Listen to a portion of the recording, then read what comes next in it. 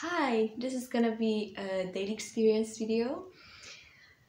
As I said before, I am on a sabbatical year, so I spend way much more time with God than I used to, and I used to spend a lot of time with God. So, but it's still a big change for me, and I really enjoy it. And as I said in one of the previous daily experience videos, I have something like a divine therapy going on.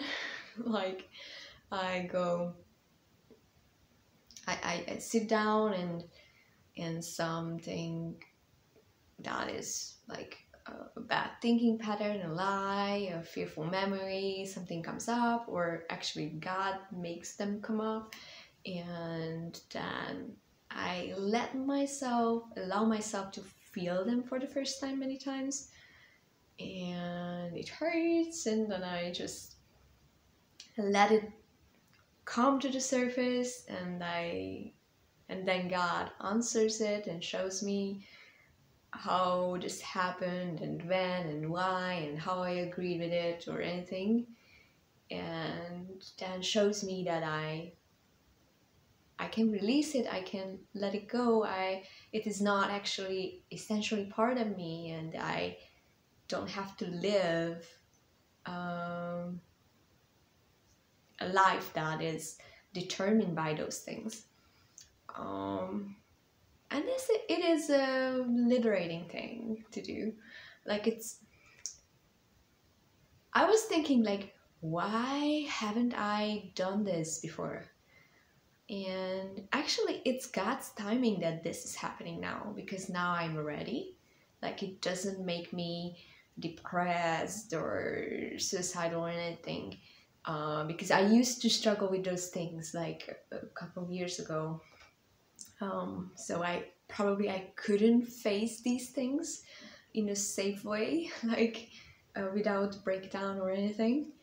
But now I kind of enjoy this process. So even if like it hurts at a certain point, even if I forget that it is actually a working of God, that this is happening, that this whole healing process is happening inside of the presence of God. Sometimes I forget it for a couple of minutes or hours, but then I realize like, oh, it was all the working of God, and it was happening in the safe place, and then I'm very happy and very liberated, and I'm like, oh, I have never thought that I could be just that free. So these therapy sessions with God are very intense and sometimes like emotionally draining. But it's happy. I can't like really say it, because sometimes I can't really find the best expression, because it's like it's heavy. Like sometimes I cry for hours, but afterwards I feel great. And if someone like interrupts me for some reason, I'm able to function very well, very attentively, so it's not like it devastates me, which is the reason why it is happening now and not years before. So yeah, it's a great time. But first, when I decided to like give God a lot of time and let it happen, what happens, and I was like, probably it's gonna be really tough. Like even if it's gonna be terrible, I'm not gonna avoid it. Like I'm gonna give way to it. Like if it's gonna hurt like hell, I'm gonna be like not avoiding, not fleeing, and going through it. And the other thing that I had in mind is like, okay, but I want to be with God and just enjoy God. Like I don't want to be trapped in like some psychological thing like navel gazing and, you know, always taking care of some issue, you know, some pain, some memory. Like I don't want to focus on that much, and I'm gonna do the glorious things, you know. I just enjoying God, and God is like, okay, but you are my image, and if something hinders you enjoying me, it is probably something I want to destroy. So you are my image. You are the mirror that shows my reflection. But if that mirror is broken, the image appearing on it will look a little weird. So you're gonna gaze upon me. You're gonna behold me. But I am also interested in your soul and all the things that, all the lies and negative thinking patterns that made your life terrible. Like, I really want to destroy those things. So does that make sense? So sometimes you just want to be with God, and you don't want to think about all those things that are part of the old self, the false self that is not essentially you. Like, I don't want to pay that much attention to it. And God is like, yeah, but you know, if it hurts you, and if you still subconsciously identify with it, and it determines your choices and the way you live, then I probably want to deal with that. So I had these therapy weeks, and then I felt like, oh, it's gonna last forever. Like, the following decades of my life are gonna be about that. Like, and if so, I'm fine. Like, I'm still in the presence of God. I still enjoy Him. He's with me in this, so it's all fine for me. As I said, it wasn't a burdensome or sad process. And after like a couple of weeks, maybe 2 months, I was like, okay, now I'm ready to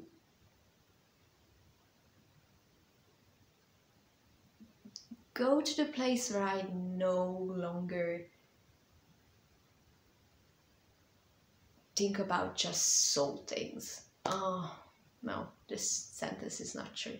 So I was like, okay, I was paying so much attention to the issues going on, that I want to like lift my eyes to God and just behold what is real. And it was the first time I had peace about it, because before that God was like, no, I want to deal with those things. And it was the first, like, in the last weeks, that I felt like, okay, it's okay not to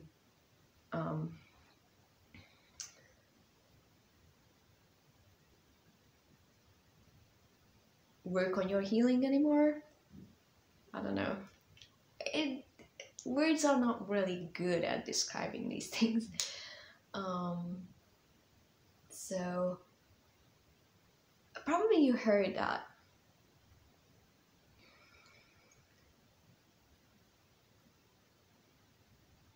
when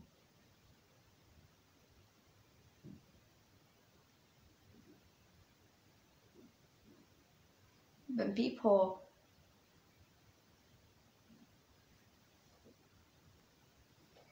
if you want to have the real thing and enjoy it and become able to discern what is real, actually you have to see and experience and touch the real thing.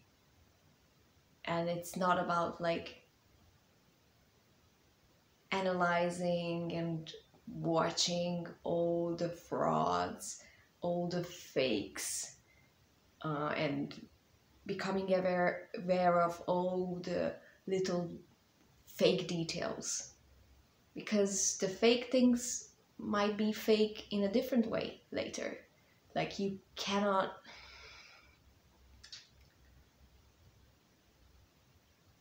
list all the possible ways the fake can differ from the original, but you can be so familiar with the original that all that is fake, no matter in what way, that will be obvious to you. And that's probably it's the same with fake money, fake clothes. Like, if you really know how the original feels like and smells like, then you just instinctively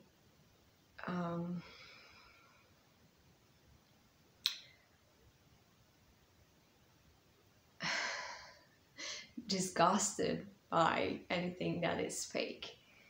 And it's true about like your true self as well. Like,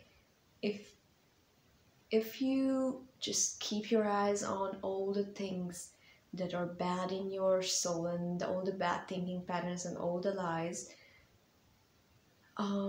after a while you're just like, oh, but this list is endless. Like, there are so many fake things here.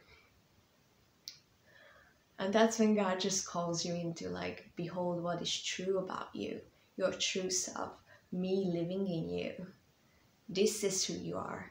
And if you see it, and if you know it, everything that is not that will be suspicious to you. And yeah, these days I sometimes I don't even know what's going on in my soul. I don't know what issues we are working on with God. I'm just laying there like I'm in the operating theater of God and He's working on me, and I'm not aware what's going on most of the time. And still, sometimes some issue comes up and God still explains it to me, what is going on, and this lie happened that time and you started to agree with it because of that, and this is how it influences all your choices, and this is how you are free not to be influenced by it, and things like that. And He gives me little like practices with it, and it's so fun. So it still happens when, you know, I still bump into the fake, and it's okay to see that, oh, it's fake, but this is not my main focus to analyze everything that is fake, because this is not the eternal thing. The eternal thing about me is God living in me. And it's a bit like a contradiction, because first, when I really wanted to just be with God and not think about my soul things, God said like, oh, what I want to deal with your soul things and all the little fragments of the false self that really subconsciously determine your choices. And then He said like, okay, I have shown you some fake samples, some examples for the fake, and now you can just behold the real thing. You can just see the true self, me living in you, and that's it. So most of the time I don't even know what's going on in me, like, and I don't care. And if I know, I don't care. So I completely give it up to God which way He wants to do things in me. Like, if He feels like leading me through the process and making me understand all the details of it, it's fine. And if I just lay there and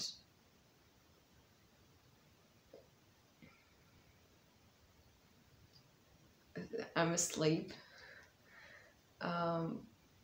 it's okay. It's the best way to operate a patient probably is using anesthesia.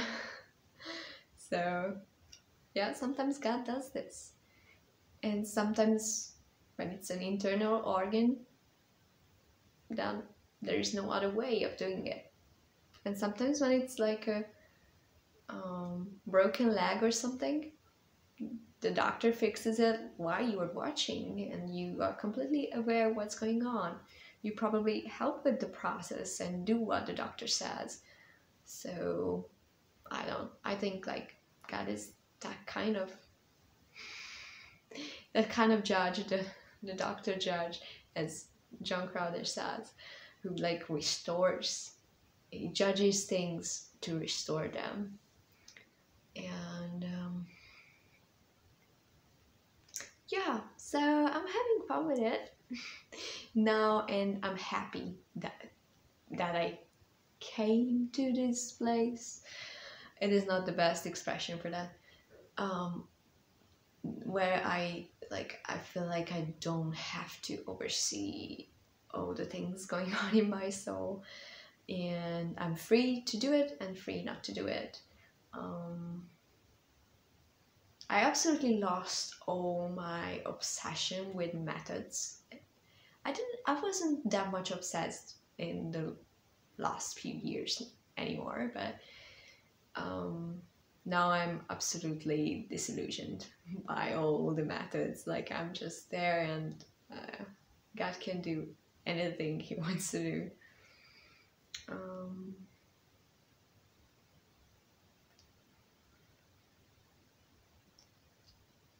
So if you have any time, and if you don't, and if you feel like doing that, and if you don't, I highly recommend you giving time to God to do whatever He wants to do with you. And I can't explain to you the difference, because the things that change in you in those times are the things you have no clue about before you experience them. Like I couldn't explain this thing to my past self, to Evie 1 year ago, because she didn't experience it. So I can't like intellectually convince you to do it. All I can say is that it's worth it, and things change in you that you have no idea they could be changed, and you have no idea they have held you back.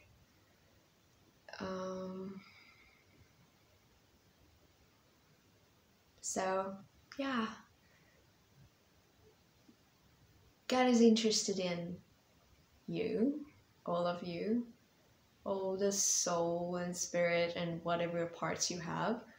What I realize is that it's way more complex than I ever thought. And it's also not about like drawing a map of your mental state and all the things that are going on in your soul, because it's way too complex. It's more like God is smart enough to oversee it and letting Him do what He wants to do.